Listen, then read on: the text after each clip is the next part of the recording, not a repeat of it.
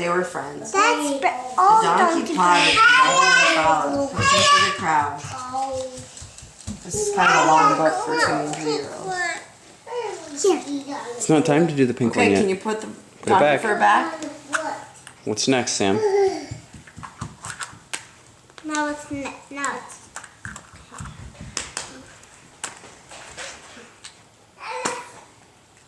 The coin. In the next days, Benjamin and Eli went to hear Jesus whenever they could. What does One it day, say? as they waited, Eli whispered, "The priests have offered money for someone to betray Jesus." "Why?" asked Benjamin. "What has he done? He only speaks the truth. They should listen to him." "The priests are jealous of him. They want Jesus to stop Show your teaching," said brother. Eli. Show your brother the money. "Someone should warn Jesus," declared Benjamin. "I'm not afraid. I'll go." He pushed through the crowd until he reached one of Jesus' friends. He tugged at the man's sleeves. "Excuse me, sir. Are you with Jesus?" "Yes, I am," the man answered. "Please, I need to warn Jesus. He is in danger. The priests are offering a bribe to betray him. You must tell." "Shh," said the man. Gotta give it to your brother. "Do not repeat this. I will take care of it." And he slipped a coin into Benjamin's hand. "Thank you, kind sir. What is your name?" "Judas," said the man as he turned away. That night, Benjamin tucked the shiny denarius in his treasure box. No. Oh, Evan didn't get to see the coin. Show him the coin. Can you show Evan the coin? What is it, Evan? A penny? Penny. Okay. Put number 2. Take it away. Yeah, put it in here. No, this is nothing. Oh, okay. Sorry. The cup.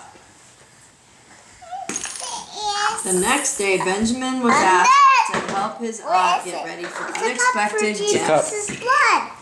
They would be coming for Passover dinner. Look at it. He went right to work, carrying the water jugs. "Did you hear the guest of honor is Jesus?" the servant girl asked. Benjamin's eyes opened wide. Imagine, to serve such an important man. He must work hard and do his very best. Shh, no talking. 2 of Jesus' friends came to help, and Benjamin listened as they talked of Jesus. They loved him so much. Soon, Jesus arrived, and the supper began. If Benjamin listened carefully, he could hear some of their words. But what did Jesus mean when he said that the wine was like his blood and would be spilled, and the bread was to be broken like his body? It made no sense. Then Jesus said someone would betray him. Benjamin smiled. He wasn't worried. He knew that Judas would prevent this. After supper, Benjamin found a broken cup. He saved it to remember the night when he served Jesus. Lydia, sit down. Sure. What's in that room? Oh. Okay. Praying hands. Later, Jesus and his friends left to pray. Benjamin wanted to pray too. He followed at a distance, watching as they finally stopped in a garden. That's where the stick came from. Benjamin sat beneath an olive tree Oh, you and just broke dropped off it on the a floor. twig. He couldn't hear Jesus, but he knew he was praying. No, Lydia needs to see it. Benjamin prayed too, and he prayed. He rubbed the twig between his hands. Oh. Before long, his eyelids grew heavy, and he soon fell asleep. Loud yelling startled Benjamin. He leapt up in time to see soldiers Okay, give taking it back to Jesus Sam. away. "Stop!" he Sam. cried. "You can't take him. He hasn't done anything." "Shh, boy," said one of Jesus' friends, holding Benjamin back. "What's wrong?" demanded Benjamin. "Why are they taking him?" "They want to question him." Benjamin pulled away. "Why didn't you stop them?" And the man just shook his head and walked away. All Jesus' friends were gone now. Benjamin saw the smooth twig in his hand. "Dear God, please take care of my friend Jesus." He prayed as he walked. At home, he placed the broken cup and the twig in his box. Green egg next. Number 5. The leather strip. "Benjamin, did you hear the news?" asked Eli the next morning. "They locked Jesus up." Everyone said that Judas got a bunch of money to betray him. Benjamin gasped. He had told Judas about the bribe. Maybe this was his fault. He said goodbye to Eli and wandered through the city. What could he do? Was there any way to help? Sounds of shouting made him stop, and he turned to see an angry crowd. "Jesus deserved that beating," snarled an old man. Heretic? I've never heard that word. Heretic? Yeah. Someone who doesn't believe. Sorry. That heretic claims to be God's son. He should be stoned, yelled another, shaking their fist. What's going on? Asked Benjamin. Did they hurt Jesus? Well, listen to the story and you'll find out. What do you know about this Jesus? Demanded the old man. They all turned and stared at Benjamin with angry eyes. No, nothing, he stammered. His gaze dropped to the ground where he noticed a small strip of leather. Sure. He picked it up. It was from the whips they used by the soldiers. It was wet with blood. He tucked it in his tunic and slipped away. Why would anyone beat Jesus? What's in here? What's the next one? Number 6. Oh, Lydia, what color is it? The thorn. That one's careful. You have to be careful with that one. It's kind of sharp. This one's not sure. Owie. Benjamin continued to walk. If only he could make them release Jesus. But what could a small boy do? Just look at it, Lydia. He heard loud cries as another crowd Don't gathered touch at it. the end of the street. Hail, King of the Jews, yelled the soldier as Benjamin pushed his way past men and women. And there stood Jesus. Benjamin looked into Jesus' eyes as Roman soldiers threw a shabby robe over his beaten back. He expected to see hatred, but instead saw only love. I'm the only one who Mom, can I put it back now? Can I put it back now? We're still reading. Just then a soldier shoved a crown of thorns on Jesus' head, and another struck him with a stick. See his crown? Yeah. Benjamin's eyes filled with tears. Why were they doing this? A few days ago, everyone had called Lydia. Jesus a king. Lydia, sit down. When he entered Jerusalem, now it seemed they all hated him. Benjamin squatted down and buried his head in his hands. Please, God, he prayed over and over, please make them stop. When he finally opened his eyes, the crowd had moved along. Jesus was gone. Listen to the story.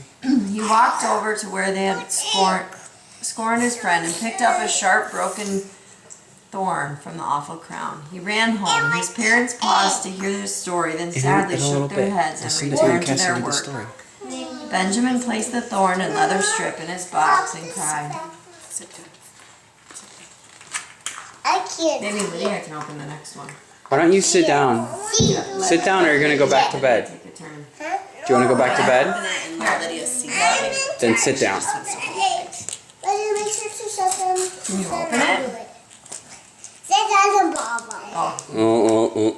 turn it this way. I can do Oh, it. there. There's a. You see It's what's a in nail. it?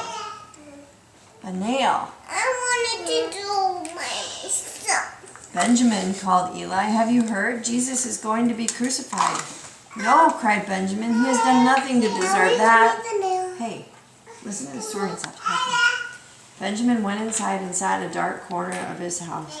He did not want to talk or even think about this sad news, but in his mind he could still see the evil men hurting Jesus. I must go, he finally said aloud. If this is partly my fault, I can at least be there. I can pray for him. Where are you going? Asked his mother as she opened the door. To help a friend, he said. She nodded and touched his cheek. As Benjamin climbed the hill, he found a large spike. Lydia, I give it to It was like those used by Romans to nail criminals to crosses. He tucked it in his tunic and continued on. 3 crosses stood at the top, but he could not force his eyes to look upon his friend. He noticed a small group of people apart from the larger crowd. He knew that they were Jesus' dear friends. He sat near them and bowed to pray, but the only words that came over were, I am sorry, God. I'm so sorry. I can't see it. Get your hand out of your pants. The dice. Benjamin walked as the soldier gambled for Jesus' clothes. He tried to shut his ears to the cruel remarks. Finally, he forced himself to look up. Benjamin looked into Jesus' eyes and saw such sorrow and pain that it cut to his heart. But he only saw love. And like before, Jesus looked right at Benjamin. Surely this is his way of saying all would be well. Perhaps he would even do a miracle. But instead, the sky turned dark and Jesus cried out, Father, into your hands I commit my spirit. The ground shook and Jesus' breath breathed his last breath. Benjamin was stunned. Jesus was dead. As if in a dream, Benjamin heard the people move about. He saw a soldier pierce his friend's side with a spear. You better open the next one. Now it's my turn. Okay, open the Here, next open the next one. You can open this one while they have that. one. Okay. Okay, as if in a dream, Benjamin heard the people make a pout. No, it's a spear. He saw a soldier pierce his It's a weapon. friend's side with a spear. Weapon. People For hurried hurting to people. take down crosses and bodies before the Sabbath began. Soon they were gone, and he was alone. The spear He picked up hurted a him, stone right? the soldiers had gambled with So and looked it up at the cut dark him, sky. right? Why had God allowed it? It cut Later him. that night, he opened his treasure box and placed the nail and the gambling stone inside. He looked at his collection. It had seemed so valuable when he believed Jesus was king. But now the strange items only filled him with unbearable sadness.